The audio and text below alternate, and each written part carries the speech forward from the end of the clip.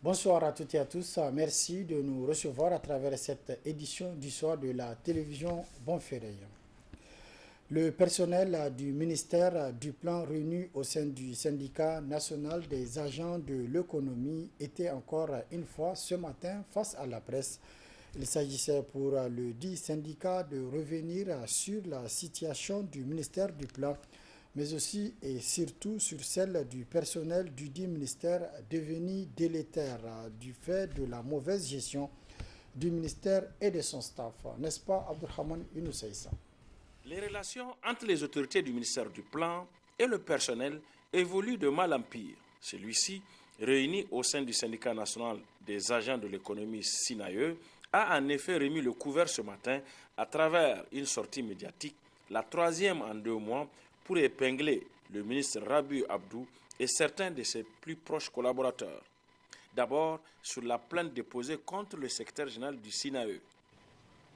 Contre toute attente, au lieu de procéder à la signature des 10 documents, les autorités du ministère du Plan ont préféré assigner le syndicat en justice en déposant une plainte contre le camarade secrétaire général d'IBEN par l'intermédiaire du EGA, paradoxalement président du comité ad hoc. Ainsi, le dimanche 16 juillet 2023, le camarade SG du SINAE a été entendu à la brigade de recherche de la gendarmerie nationale avant d'être convoqué pour confrontation au bureau du procureur du tribunal de grande instance hors classe de Niamey le lundi 17 juillet 2023. Puis, pour s'interroger sur l'opportunité d'une telle action contre des travailleurs dont le seul tort est de demander plus de bonne gouvernance.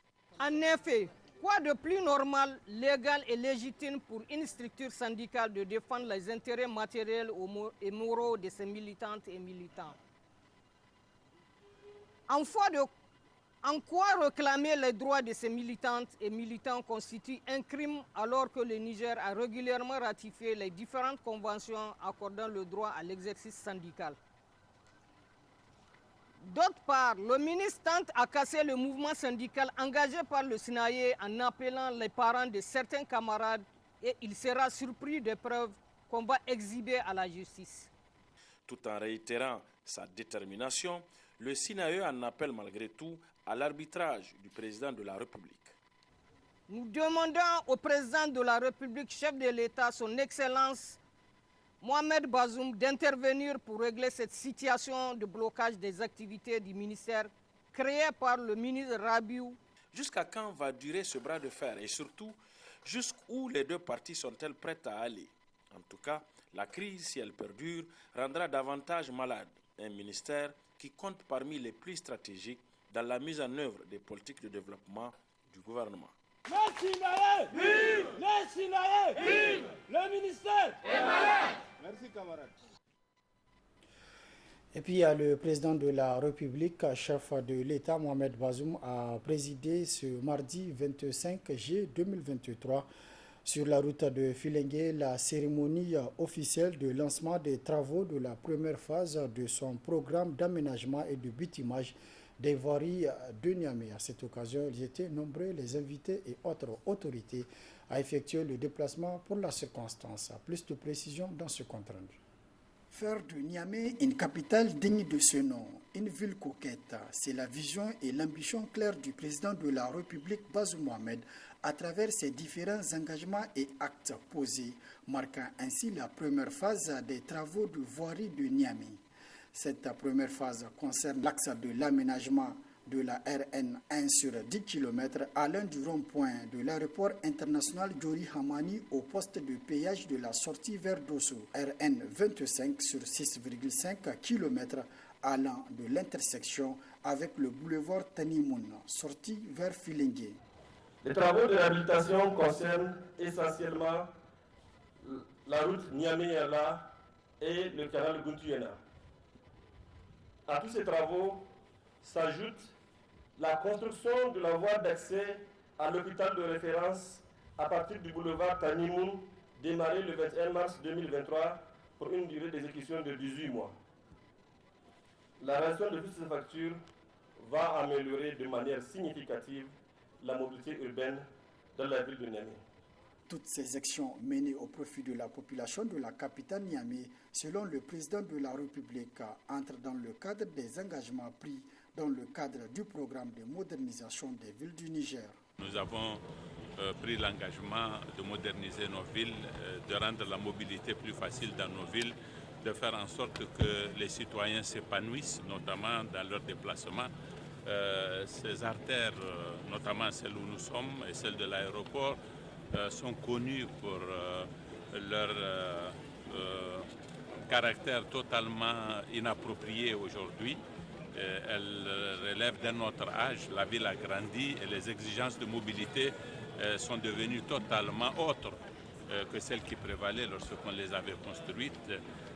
Nous avons besoin d'être au niveau des besoins d'aujourd'hui et elles sont conçues et elles seront réalisées de façon à être en adéquation avec les exigences de la ville de Niamey aujourd'hui.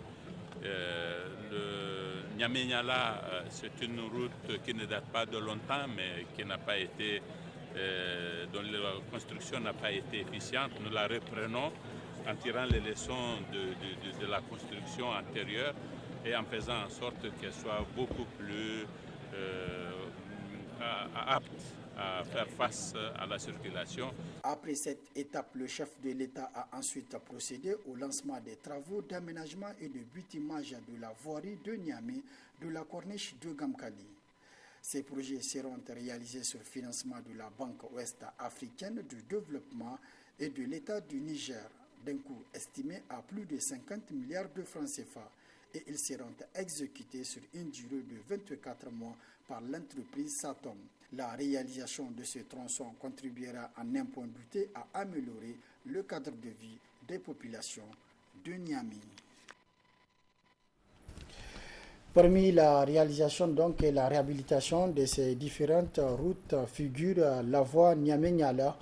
Pour les riverains de cette voie, c'est une bonne nouvelle, mais il demande au président de la République et aux plus hautes autorités d'ajouter aux travaux de réhabilitation la création des caniveaux. N'est-ce pas, Youssouf Haïdara? Niamey-Niala, une voie reliant la ville d'est à l'ouest, a été construite et mise à la circulation en 2012, sans être bordée d'un réseau de canalisation.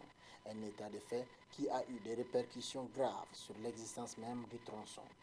Faute de caniveaux, Niamey-Niala s'est transformé en flaque d'eau à certains endroits et d'autres carrément inexistantes.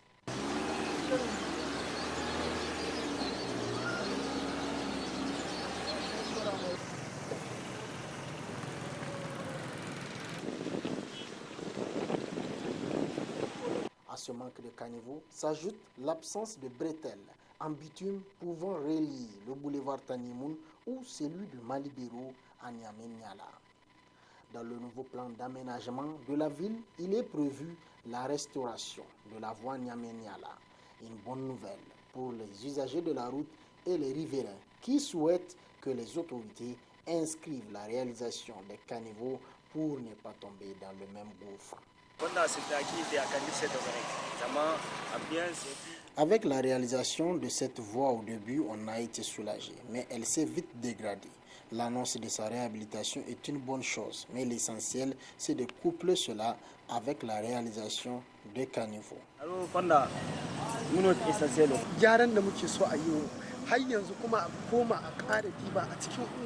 Ce que nous voulons est que les autorités prennent en compte la situation du quartier Dar es Salaam, car si la voie est bien faite, ça profite à toute la population.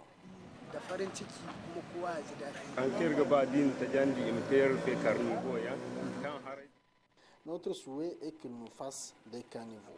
Comme ça, les eaux de ruissellement ne vont pas se stagner sur la chaussée. La réhabilitation de la voie Niamey-Niala fait partie d'un grand projet d'aménagement de la ville de Niamey.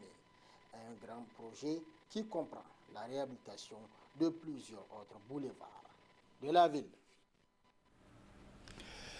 Dans le cadre de sa visite au Niger, la directrice sectorielle de l'eau pour l'Afrique de l'Ouest de la Banque mondiale a visité ce matin sur le chantier de construction du barrage de Kandaji. Elle est allée constater de visu l'exécution des travaux. Le compte rendu signé Boubacar Hamadou et Abdelaziz Jibrila. Accompagné de ses collaborateurs, des responsables de l'agence du barrage de Kandadji et les techniciens de l'entreprise chargée de l'exécution des travaux de réalisation du barrage de Kandadji, la directrice sectorielle de l'eau pour l'Afrique de l'Ouest de la Banque mondiale est allée constater de visu l'exécution des travaux de cette infrastructure hydrique. Dame Fatoumata Touré Ibrahima, arrivée à 11h15 sur le site, a d'abord visité le chantier de concassage, ensuite la digue en terre en construction et enfin le barrage lui-même.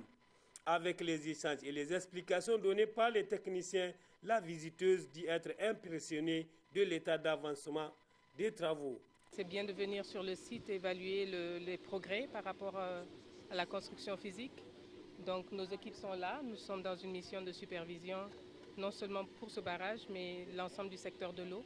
Donc pour nous, c'est un plaisir de faire partie d'un programme aussi transformateur.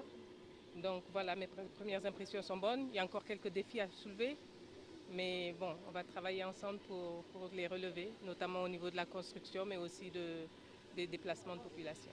La direction sectorielle pour l'Afrique de l'Ouest de la Banque mondiale entend accompagner le gouvernement nigérien pour faire avancer les travaux, mais aussi pour le développement du secteur de l'eau dans le pays. Nous sommes là pour aider le gouvernement. Nous travaillons de façon très étroite pour faire avancer les projets et nous nous mettons à la disposition des équipes gouvernementales pour faire avancer les travaux. Donc comme vous pouvez le voir, on a une grande équipe qui est là et nous aurons des personnes qui seront basées ici de façon presque permanente. Donc ça montre notre engagement pour ce projet et également pour le secteur au Niger. La délégation s'est ensuite transportée à Ayerou, où elle a visité le site aménagé pour reloger la ville d'Ayerou, les villages environnants et les rizières. Sur ce site, il sera construit 1800 habitations pour une population estimée à 15 000 habitants. À l'allure où vont les travaux, l'on peut sans nul doute de se tromper, dire que ce vieux rêve de la population deviendra une réalité. Le reste n'est qu'une question de temps. En tout cas, l'agence du barrage de Kandadji ne ménage aucun effort et garde un œil vigilant sur les chantiers pour la réalisation du barrage dans les délais et les normes contractuelles. L'International Rescue Committee a procédé ce matin dans le département de Balayara à la cérémonie du lancement et d'appropriation du projet Appui à la sécurité alimentaire et soutien aux filières protéines végétales dans les pays de la Grande Muraille Verte, un projet financé par l'Agence française de développement. Le compte rendu signé avec Reina Moussa et Abdoulaye Seydou. La présente cérémonie consacre le lancement à Balayara du projet d'appui à la sécurité alimentaire et soutien aux filières protéines végétales dans les pays de la Grande Muraille Verte.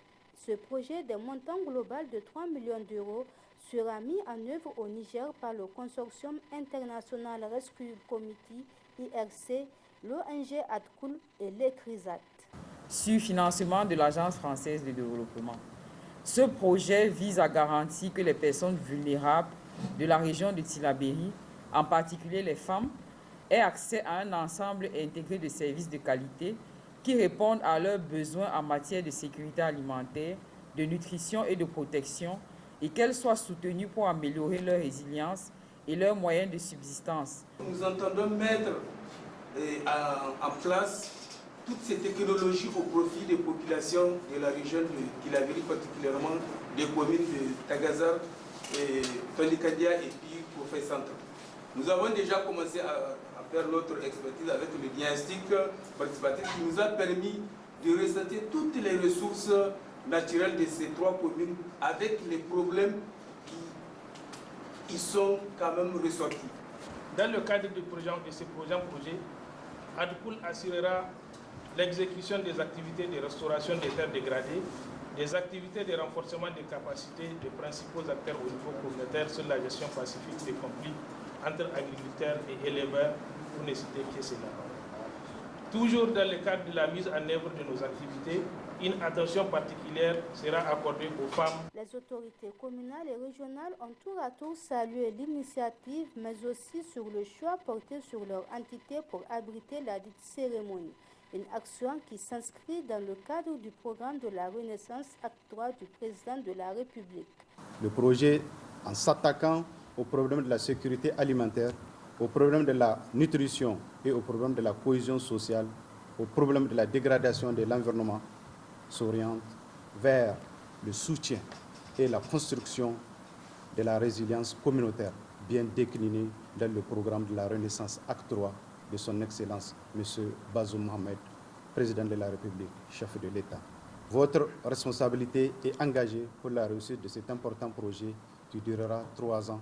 Ce projet d'appui à la sécurité alimentaire et soutien aux filières protéines végétales dans les pays de la Grande Muraille Verte concernera le département de Filengue et de Belle-Yara et compte toucher environ 90 000 bénéficiaires directs en sécurité alimentaire, gestion des ressources pastorales, autonomisation des femmes ainsi que développement de chaînes de valeur protéinique. C'est la fin de cette édition. Merci de l'avoir suivi à toutes et à tous. Prochain rendez-vous de la rédaction demain, Inch'Allah, à partir de 12h30. Très bonne réception. Au revoir.